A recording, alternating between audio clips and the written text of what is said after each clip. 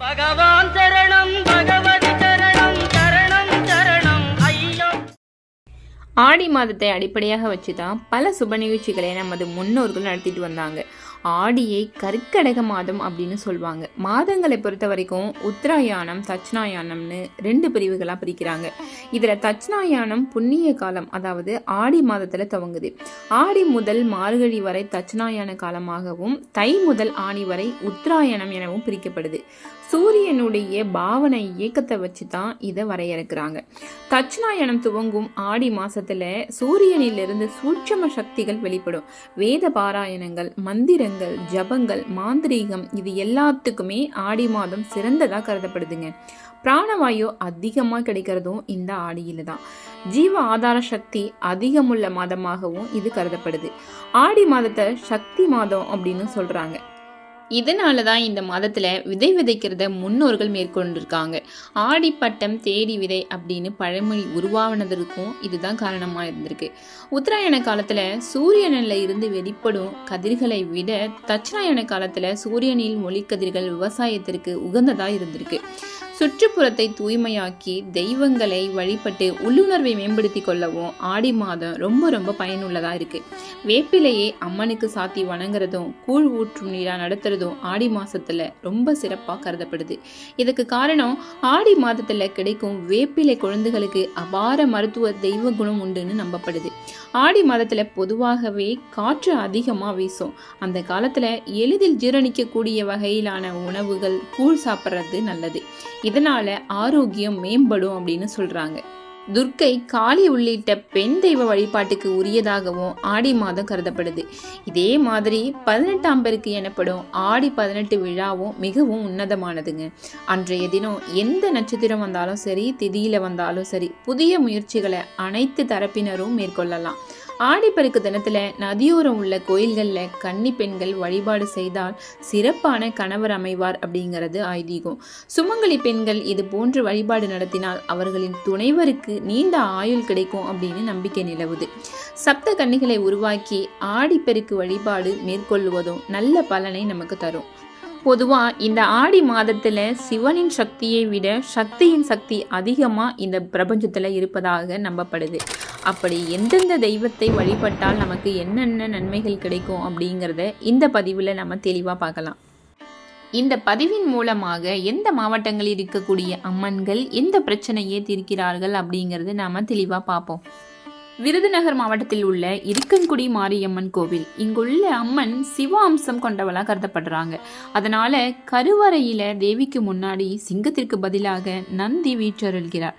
கண் நோய் பிரச்சனை உள்ளவங்க இங்குள்ள தேவிக்கு அபிஷேகம் செய்த நீரால தன்னுடைய கண்களை கழுவினால் நோய் நீங்கும் அப்படின்னு நம்பப்படுது. மதுரை சோழவந்தானில் உள்ள ஜனகை மாரியம்மன் கோவிலில் அம்மை நோயால் பாதிக்கப்பட்டவர்கள் பிரசாதமான தீர்த்தத்தை அருந்தினால் இந்த அம்மை நோய் குணமாகும்னு நம்பப்படுது. மதுரை எல்லிஸ் நகரில் அருளும் தேவி கருமாரி அம்மனை அனைத்து மதத்தினருமே வழிபடுறாங்க. புதுக்கோட்டை நார்த்தமலையில முத்துமாரியம்மன் திருவருள் புரிகிறா. இங்கு அக்னி காவடி எடுத்தா தீராத நோய் தீரும் அப்படின்னு நம்பப்படுது. அது மட்டும் இல்லாம குழந்தை வரம் வேண்டுறவங்க கரும்பு தொட்டில இங்கு கட்டுறாங்க. நீலகிரி குன்னூரில் தந்தி மாரியம்மன் அருள் புரிகிறாங்க. தண்ணீர் பஞ்சம் ஏற்பட்டா இந்த மாரியிடம் மனம் முருக வேண்டிக்கிட்டோம் அப்படின்னா உடனே மழை பெய்யுமாங்க.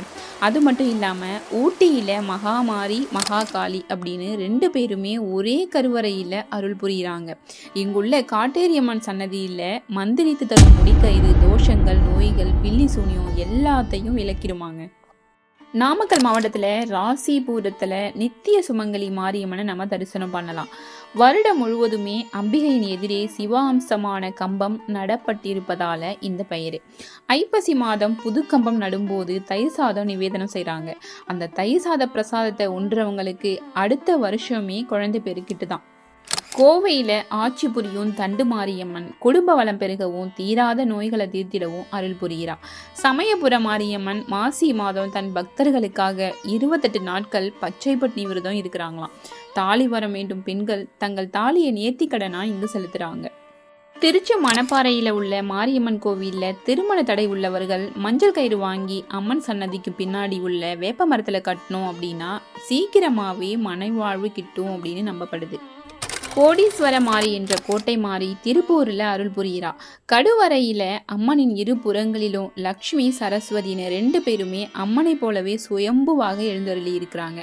இந்த அன்னையிடம் பூவாக்கு கேட்கறது இந்த ஆலயத்தோட தனி சிறப்புங்க. தேனி பெரிய குளத்தில் உள்ள கௌமாரி அம்மனுக்கு விவசாயம் செழிக்க தானியங்கள், காய்கறிகள், கனிகளை படைக்கிறாங்க. இதனால் விவசாயம் நல்ல செழுமை அடையுதான் நம்பப்படுது. கரூர் மாவட்டத்தில் உள்ள மகாமாரியம்மனை நம்ம வழிபாடு செஞ்சோம் அப்படின்னா வழக்கு, வியாபார சிக்கல், காணாமல் போன பொருட்களை திரும்ப கிடைக்கிறது, இது எல்லாத்துக்குமே வழிவகை கிடைக்கும். திண்டுக்கல்ல இருக்க கோட்டை மாரியம்மனை பிரார்த்தித்து உப்பையும் மஞ்சளையும் கொடிமரத்தில் சமர்ப்பித்தோம் அப்படின்னா நம்ம நினைச்ச வரம் கிடைக்கும் அப்படின்னு நம்பப்படுது. தஞ்சை புன்னைமல்லூர் மாரியம்மன் துளஜா மன்னருடைய மகளின் கண் நோயை தீர்க்கிறார்.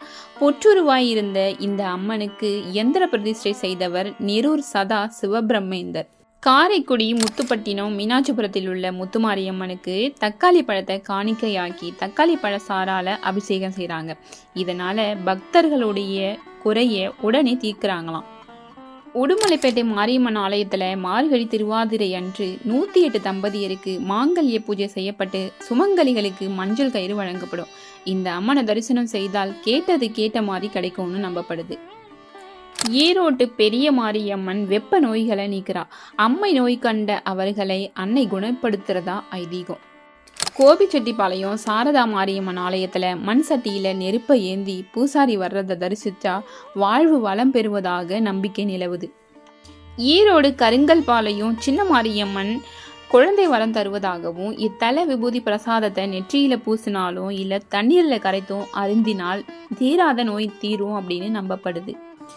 ஆடி மாதம் ஏகாதசி, துவாதசி நாட்களில் அரச மரத்தை சுற்றி வந்தோம் அப்படின்னா வாழ்க்கையிட மகிழ்ச்சி உண்டாகும் அப்படின்னு சொல்கிறாங்க. இந்த ஆடி மாதம் வரக்கூடிய வெள்ளிக்கிழமைகளில் மகாலட்சுமியை வழிபட்டோம் அப்படின்னா வீட்டில் செல்வம் சேரும். ஆடி மாதம் ஏதாவது ஒரு வெள்ளிக்கிழமையில் அம்மனை ஆவாகனம் செய்து வீட்டுக்கு வரவழைத்து வழிபடுறது மிகவும் சிறப்பு. ஆடி மாதம் குத்துவிளக்கை லட்சுமியாக பாவித்து அலங்கரித்து வழிபடுதல் வேண்டும். ஆடி மாதம் அம்மனுக்கு பால் பாயசம், சர்க்கரை பொங்கல் வைத்து வணங்குறது ரொம்ப ரொம்ப விசேஷம். அம்மனை வழிபடும் போது மறக்காமல் லலிதா சகஸ்ரநாமம் சொல்லணும். ஆடி மாதம் வீட்டில் சிறப்பு பூஜைகள் செய்யும் போது சிறு பெண் குழந்தைகளை அம்மனாக பாவித்து உணவு கொடுத்து ரவிக்கை, சீர்ப்பு, குங்குமச்சிமிழ், கண்ணாடி, வளையல், தாம்பூலம் இதெல்லாம் கொடுக்கணும். ஆடி பூரத்தன்று ஆண்டாள் பிறந்த நாள் என்பது நம்ம எல்லாருக்குமே தெரிந்திருக்கும். ஸ்ரீவில்லிபுத்தூர் கோவிலில் ஆடி பூரத்தன்று ஆண்டாளை நந்தவனத்துக்கு எழுந்தருள செய்வாங்க. அப்போது திருப்பாவை, நாச்சியார் திருமொழி, திருப்பல்லாண்டு பாசுரங்கள் பாடப்படும். இதனால ஆண்டாள் மனம் குளிர்ந்து இருக்கிறாங்க அப்படிங்கிறது ஐதீகம். அந்த சமயத்தில் ஆண்டாளை வழிபட்டோம் அப்படின்னா உங்களுடைய எல்லா பிரச்சனைகளும் நிறைவேறும். ஆடி மாதத்தில் அம்மனுக்கு சாற்றப்படும் வளையல்களை பெண்கள் அணிந்து கொண்டால் திருமண பாக்கியம், குழந்தை பாக்கியம், சகல நலன்களையும் நீங்காத செல்வத்தையும் பெறலாங்கிறது ஐதீகம்.